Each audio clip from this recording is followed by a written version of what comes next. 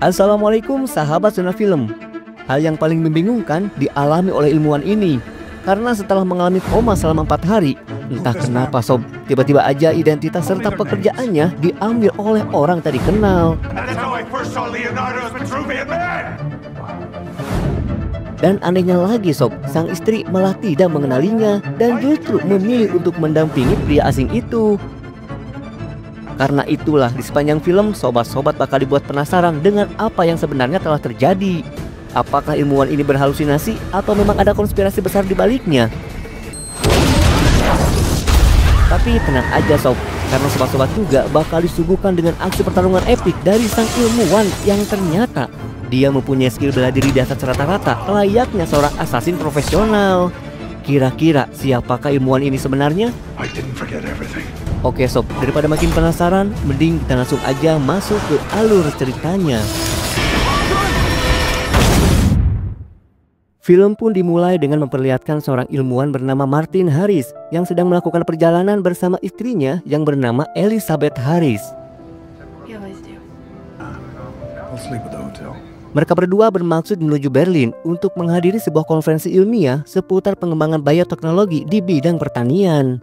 Dan Dr. Martin Harris ini diminta untuk menjadi pemateri di acara konferensi tersebut. Setibanya di bandara, mereka pun langsung menuju hotel tempat mereka akan menginap sekaligus tempat diadakannya konferensi tersebut. Namun sayangnya sob, tanpa sengaja salah satu koper yang berisi paspor dan semua identitas milik Martin malah tertinggal di bandara itu.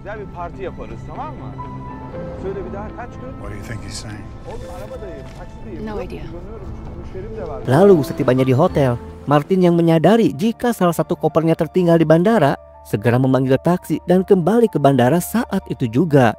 Sementara Elizabeth yang sedang memesan kamar di resepsionis merasa heran saat melihat Martin pergi begitu saja tanpa memberitahu dirinya.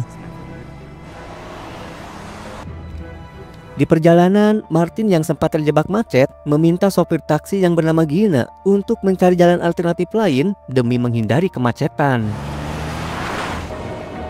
Namun saat di perjalanan, tiba-tiba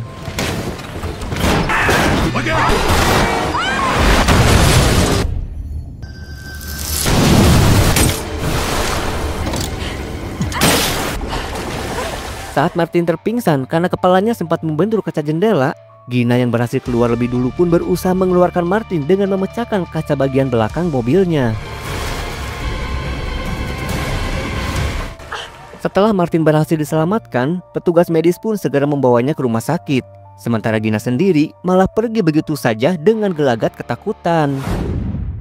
Singkat cerita, setelah mengalami koma selama 4 hari, akhirnya Martin pun kembali tersadar. Namun sayangnya sob, karena benturan keras di kepalanya, Martin kini mengalami amnesia dan tidak mampu mengingat kejadian yang telah menimpa dirinya. Tapi untungnya sob, Martin masih mengingat namanya sendiri dan nama istrinya yaitu Elizabeth. Oh, please, calm down. Can you tell me your name? Martin Harris. Dr. Martin Harris. I've been in a coma for 4 days. I don't know how I got here. Memories get lost or fractured. Dan saat Martin menanyakan tentang istrinya, dia pun dibuat heran saat dokter mengatakan jika selama Martin koma, tidak ada satu orang pun yang datang untuk menjenguknya atau mencari keberadaannya, termasuk istrinya sendiri, yaitu Elizabeth. Where's my wife, Liz? Where is she? It's all right, doctor. You went into the river. Sedangkan barang yang dibawa Martin hanyalah sebuah buku catatan dan jam tangan pemberian Elizabeth. Saat dalam kebingungan itu, Martin pun sempat teringat momen-momen kemesraan bersama istrinya.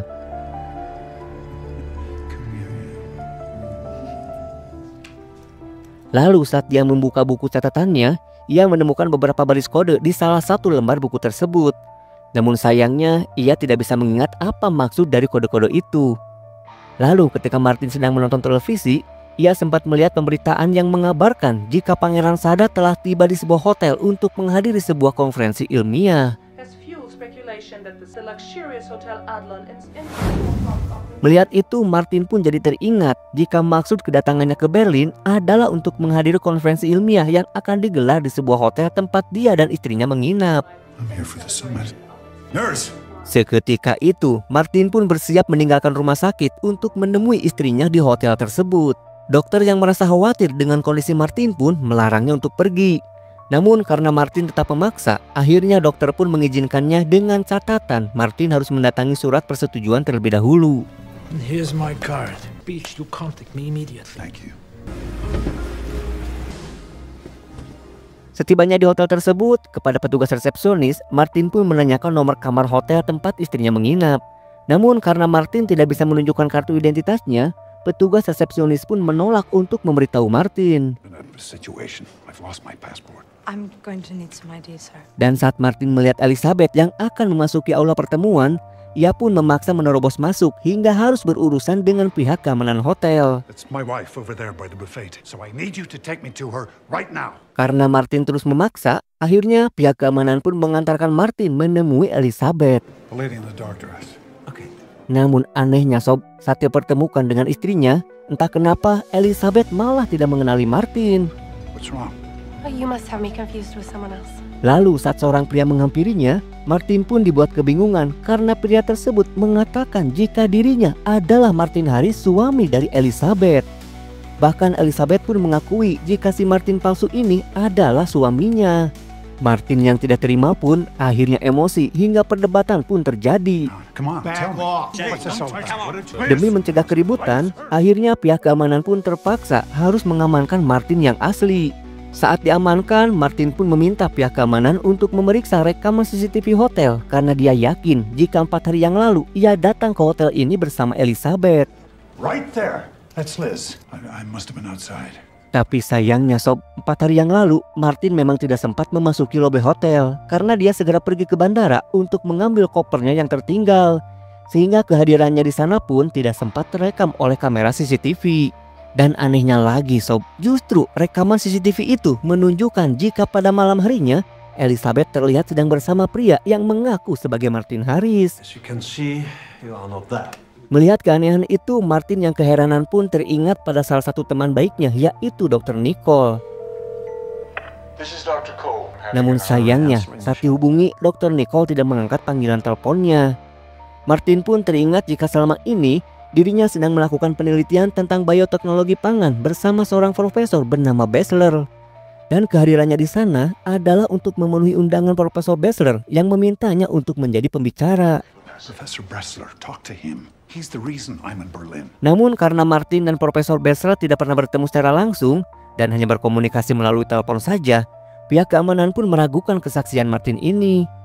Dan anehnya lagi Sob, pihak keamanan menemukan biodata dari Dr. Martin Harris di internet yang menunjukkan bahwa Dr. Martin Harris adalah pria yang tadi bersama Elizabeth.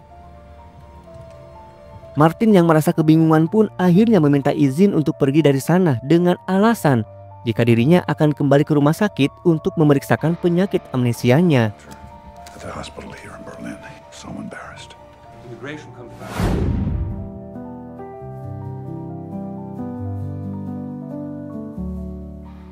We're closer than ever,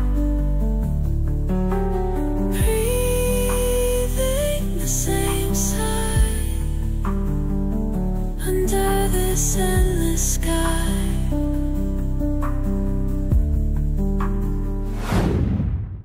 Di tengah perjalanan, Martin pun kembali menelpon Dr. Nicole.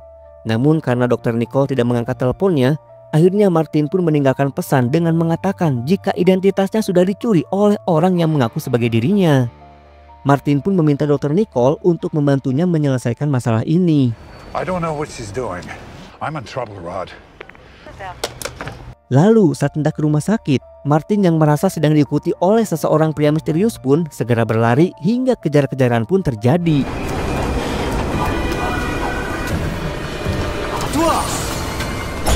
Untungnya Sob, Martin berhasil naik ke kereta dan lolos dari kejaran si pria misterius.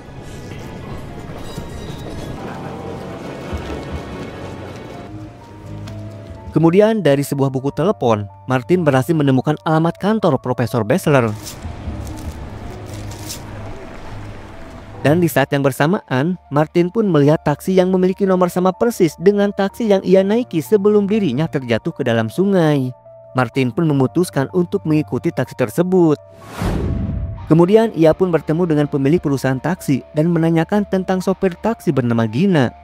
Dan diketahuilah jika Gina adalah seorang imigran gelap yang datang ke Jerman tanpa identitas. Itulah kenapa ketika kecelakaan terjadi, Gina langsung melarikan diri karena takut identitasnya bisa terbongkar. Dan karena itu jugalah sang pemilik taksi enggan memberitahu Martin tentang keberadaan Gina. So I'm guessing he doesn't know where she He is. says illegal immigrants are destroying German society. And for his time. Namun untungnya Sob, seorang sopir taksi yang merupakan teman Gina mau memberitahu Martin terkait keberadaan Gina saat ini. Singkat cerita, Martin pun berhasil menemui Gina yang saat itu sedang bekerja di sebuah kafe. Namun saat Martin menghampirinya, Gina malah mencoba menghindar karena takut dirinya kena masalah. Martin yang merasa jika Gina terganggu dengan kedatangannya pun akhirnya memutuskan untuk segera pergi dan hanya mengucapkan terima kasih karena telah menyelamatkan nyawanya. Thank you for saving me. Kemudian Martin pun mendatangi kantor Profesor Bessler. Dan setelah berhasil menyusup masuk ke dalam laboratorium, Martin pun dibuat terkejut saat melihat keberadaan Martin palsu yang sedang berdiskusi dengan Profesor Bessler. This man is not Martin Harris. I am Dr. Martin Harris. Martin pun memberitahu Profesor Bessler bahwa dirinya lah Martin Harris yang sebenarnya. Namun saat Martin mencoba menyebutkan fakta-fakta tentang Profesor Bessler yang ia ketahui, justru si Martin Harris palsu pun mengucapkan kata-kata yang sama persis dengan apa yang diucapkan Martin. And that's how I first saw Leonardo's Vitruvian Man! Tentu aja Sob, kejadian itu membuat Profesor Bessler jadi kebingungan. Namun saat Martin palsu menunjukkan identitas dan foto kebersamaannya bersama Elizabeth dengan posisi yang sama persis seperti apa yang dimiliki Martin, seketika itu Martin pun langsung terjatuh pingsan. Kemudian keesokan harinya, saat Martin terbangun di rumah sakit, perawat yang merasa kasihan dengan kondisi Martin pun memberinya sebuah kartu nama seorang detektif swasta yang merupakan mantan polisi rahasia Jerman bernama Ernest Jurgen, dengan harapan detektif Jurgen bisa membantu Martin menemukan identitas aslinya. Kemudian dokter yang menangani Martin pun memutuskan untuk men-scan keadaan Martin, karena menurutnya Martin mengalami amnesia parah sehingga ia mengaku sebagai orang lain. Do another MRI. We are going to sedate you now. Try to find out what's going on, okay? Namun saat proses scan akan dilakukan, tiba-tiba saja pria misterius yang sebelumnya sempat mengejar Martin telah berada di sana dengan menyamar sebagai dokter. Hello, Martin. Ternyata Sob, pria misterius itu telah menghabisi perawat dan dokter yang sedang merawat Martin. Lalu saat si pria misterius sibuk membereskan mayat perawat, Martin pun memanfaatkan kesempatan itu untuk melarikan diri.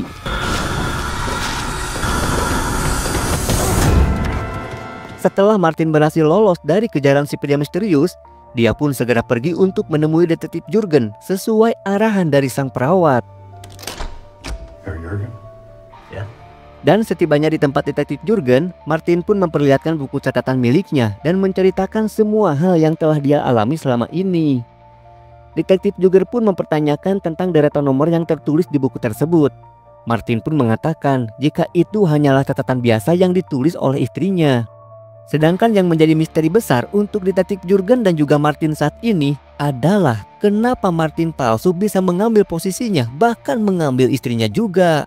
Yet she does not know you. Look, it's not Liz. I know her. Kemudian detektif Jurgen pun menyarankan Martin untuk kembali menemui Gina dan menanyainya tentang apa saja yang ia ketahui tentang Martin sebelum kecelakaan itu terjadi. And go find your taxi driver. See if she'll talk to me. Already tried. Lalu di malam harinya, Martin pun kembali menemui Gina. Namun sayangnya, Gina yang tak mau harus berurusan dengan polisi pun mencoba menghindar dari Martin. If the police had picked you up, they would have deported you. Sambil memberikan jam tangan miliknya sebagai imbalan, Martin pun mencoba menjelaskan maksud dan tujuannya untuk menemui Gina.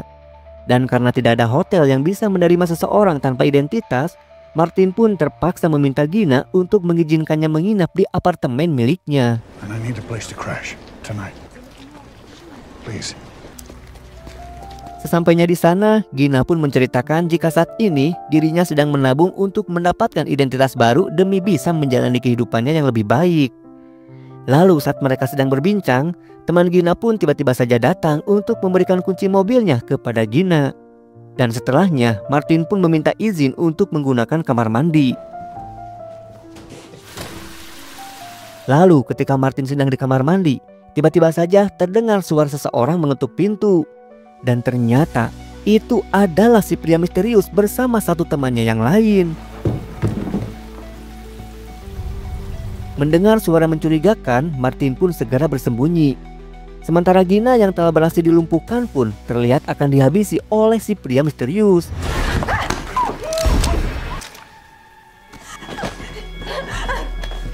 Untung saja Martin datang membantu Gina hingga perkelahian pun terjadi.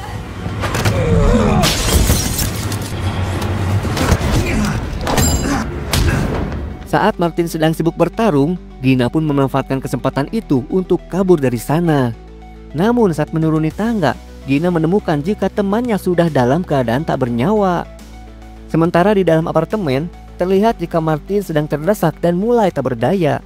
Namun untungnya sob, Gina kembali datang dan membantu Martin dengan menyuntik si pria misterius itu hingga dia tewas.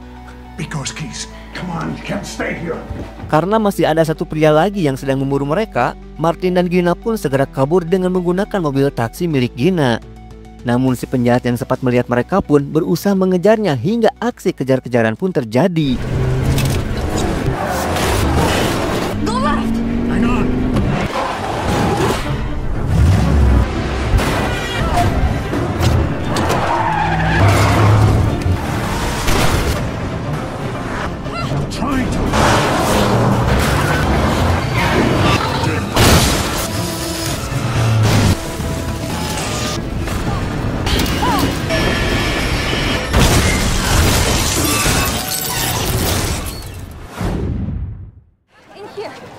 Kemudian Gina pun membawa Martin bersembunyi di sebuah klub malam. Dan di dalam sana, Martin pun berhasil mengingat rangkaian nomor yang ditulis oleh istrinya. Yang ternyata, nomor-nomor tersebut merujuk kepada dua nama Latin dari sebuah tanaman herbal. Kemudian Martin pun berjanji jika ia akan segera menyelesaikan masalah ini. I will try and make up for it. Figured something out. I know. Lalu keesokan harinya, Martin pun kembali menemui detektif Jurgen. Dan ternyata sob, dari hasil investigasinya, detektif Jurgen telah berhasil menemukan fakta-fakta menarik tentang Martin dan pekerjaannya.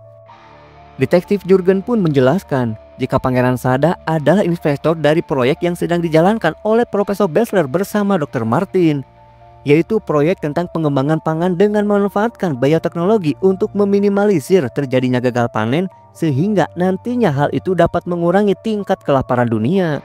Dan saat ini Pangeran Sada yang merupakan investor dari proyek tersebut pun sedang diincar oleh komplotan asasin yang dibayar untuk menghabisinya. But the prince's progressiveness has cost him. Extremists in his own country hate him, and yet he perseveres his course.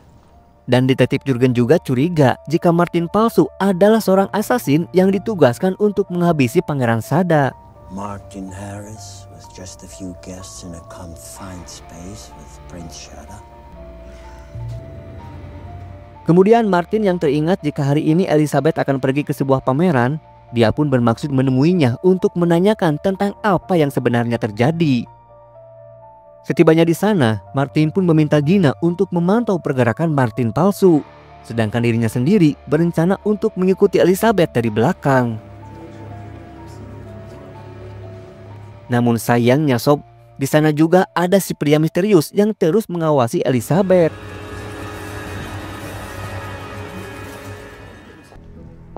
Akhirnya Martin pun berhasil menemui Elizabeth. Dan ternyata sob, sebenarnya Elizabeth masih mengingat Martin. I can't get out. I never should have left you. No, they'll kill us both. Namun saat Martin mengajaknya untuk pergi, Elizabeth pun terlebih dahulu meminta Martin untuk mengambil kopernya yang tertinggal di bandara. Dan setelahnya ia akan kembali menemui Martin. Your briefcase. You need to find it. It got left behind at the airport. Wait for me there. Sementara itu di kantor detektif Jurgen, terlihat jika teman Martin yaitu Dr. Nicole telah tiba di sana untuk menemuinya. Dan ternyata sob, detektif Jurgen telah mengetahui bahwa sebenarnya Dr. Nicole adalah salah satu petinggi dari komplotan asasin legendaris yang tak pernah gagal dalam menjalankan aksinya. About a European-based assassination unit called Section 15, freelance, deniable, and work for whoever would pay. They never fail. Detektif Jurgen juga sudah mengetahui jika Martin adalah seorang asasin terbaik yang dimiliki oleh Dr. Nicole. Hanya saja saat ini Martin sedang hilang ingatan. Menyadari jika tidak ada yang bisa lolos dari komplotan asasin legendaris ini, akhirnya Detektif Jurgen pun memutuskan untuk mengakhiri hidupnya dengan menuangkan sianida ke dalam minumannya sendiri. Why didn't you run? You had time after I called you. Sementara itu di bandara, terlihat jika Martin dan Gina sudah berhasil mendapatkan kembali koper milik Martin. Dan setelah dibuka, Martin pun menemukan sebuah paspor atas nama Dr. Martin Harris. Kemudian Martin pun menunggu kedatangan Elizabeth. Gina yang merasa jika bandara bukanlah tempat yang aman, menyarankan Martin untuk pergi dari sana. Namun Martin yang masih percaya dengan Elizabeth pun memutuskan untuk tetap di sana menunggu Elizabeth. Akhirnya Gina pun memutuskan untuk pergi meninggalkan Martin. Dan sebelum Gina pergi, Martin pun memberinya uang sebagai tanda terima kasih karena telah membantu Martin.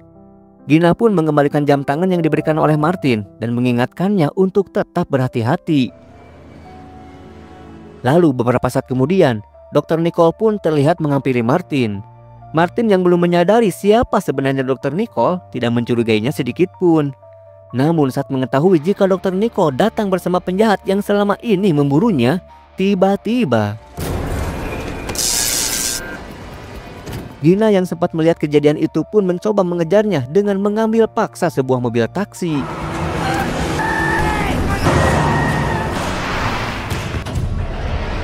Dan setelah Martin tersadar, Dr. Nicole pun menceritakan jika Martin adalah asasin terbaik yang dia miliki. Sedangkan nama Martin Harris hanyalah nama samaran untuk memudahkan mereka dalam menjalankan aksinya menghabisi Pangeran Sada dan juga Profesor Bachelor. Begitupun dengan hubungan antara Martin dan Elizabeth. Itu semua tidak lebih hanyalah skenario penyamaran belaka. Awalnya rencana mereka berjalan lancar. Namun setelah mengetahui jika Martin mengalami kecelakaan dan hilang ingatan, maka Nicole pun segera menggantikan posisi Martin dengan orang lain. Dan karena keberadaan Martin bisa menjadi ancaman bagi kesuksesan misi mereka, akhirnya Dr. Nicole pun memerintahkan anak buahnya untuk menghabisi Martin. Sementara itu, Gina yang berhasil menemukan keberadaan Martin pun segera menyusulnya ke lantai atas parkiran tersebut.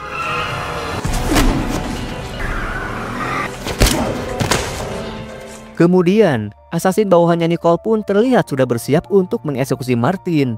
Sedangkan Nicole sendiri akan menunggunya di dalam mobil. Lalu saat Martin akan dihabisi, tiba-tiba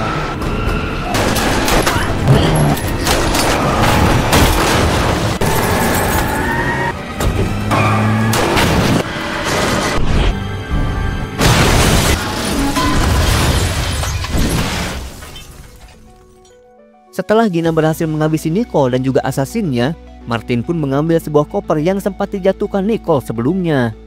Dari sanalah Martin menemukan identitas aslinya yang ternyata bernama William. Singkat cerita, Gina dan Martin pun kini terlihat sedang duduk di sebuah halte. Sementara Gina membaca semua berkas tentang Martin dan Elizabeth, Martin pun justru malah terlihat sedang menyesali dirinya yang merasa jika dirinya bukanlah siapa-siapa kecuali hanyalah seorang asasin yang kejam. I made it up to kill a man I've never met. We are killers. Namun Gina terus mendukung Martin dengan mengatakan jika dia tidak peduli dengan apa yang sudah Martin lakukan sebelumnya. Karena yang terpenting adalah apa yang akan Martin lakukan untuk kedepannya. What matters is what you do now, Martin. Mendengar perkataan Gina, Martin pun jadi teringat jika 3 bulan lalu Martin bersama Elizabeth pernah datang ke Berlin untuk memasangkan sebuah bom di salah satu kamar hotel tempat diadakannya konferensi. Menyadari jika nyawa Pangeran Sada dan juga Profesor Bachelor sedang dalam bahaya, Martin pun bermaksud untuk mencegahnya agar semua kejahatannya itu tidak terjadi. Kemudian kita pun diperlihatkan kepada rombongan Pangeran Sada yang telah tiba di hotel tempat diselenggarakannya acara konferensi bioteknologi pangan. Di sana juga terlihat Profesor Bachelor yang telah tiba bersama kedua anaknya. Sementara Elizabeth dan Martin palsu terlihat sedang bersiap untuk memulai aksinya.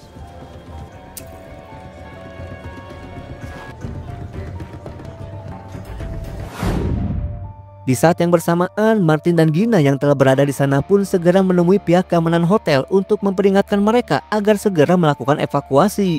Karena bom yang telah dipersiapkan Martin akan meledak malam itu juga. There's a bomb in the Eisenhower suite. I put it there 3 months ago. Namun karena pihak keamanan hotel tidak mempercayai perkataan Martin, maka Martin pun mencoba membuktikan perkataannya itu dengan meminta diputarkan rekaman CCTV yang merekam di tanggal 27 Agustus. From August 27th of this year. Do it now, or many people will die. Sementara itu di kamar hotel, Elizabeth yang sudah selesai mengaktifkan timer pada bom itu pun segera mengcopy data dari flash disk Profesor Bachelor ke dalam laptop miliknya. Dari sinilah kita bisa mengetahui jika kode nama tanaman Latin yang tertulis di buku Martin adalah sebuah password untuk membuka berkas rahasia milik Profesor Bachelor.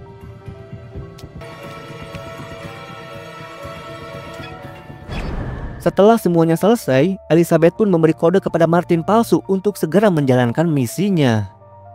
Sementara itu di ruang keamanan, melalui rekaman CCTV, Martin pun berhasil membuktikan bahwa dirinya pernah berada di sana bersama Elizabeth untuk menyimpan bom di salah satu kamar hotel yang ada di sana.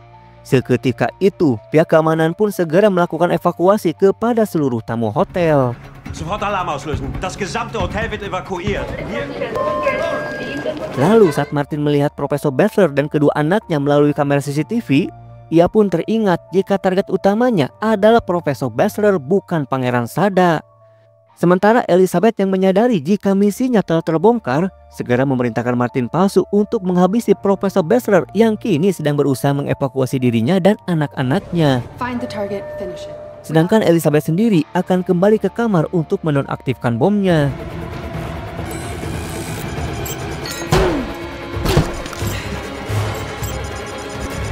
Lalu, saat Martin palsu akan menghabisi Profesor Bachelor,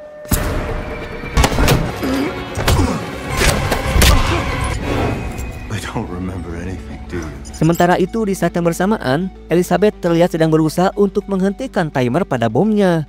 Namun tiba-tiba,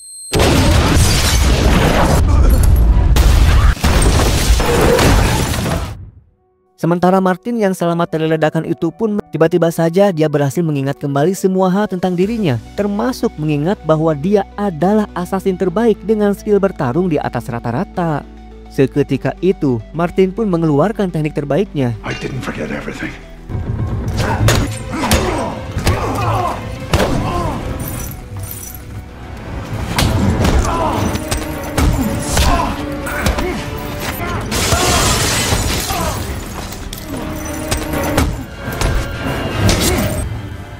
Setelah Martin berhasil menghabisi si Martin palsu, Gina pun datang dan langsung membantu Martin untuk keluar dari sana. Dan seluruh pengunjung hotel pun telah berhasil dievakuasi oleh pihak keamanan.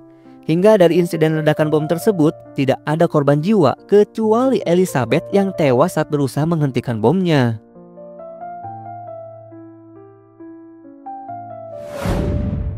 Lalu beberapa hari kemudian, Profesor Bachelor dan juga Pangeran Sada mengumumkan hasil penemuan mereka kepada dunia, yaitu penemuan yang dibuat untuk mengurangi krisis kelaparan dengan dikembangkannya jenis jagung baru yang bisa cepat tumbuh dan lebih tahan dari kekeringan.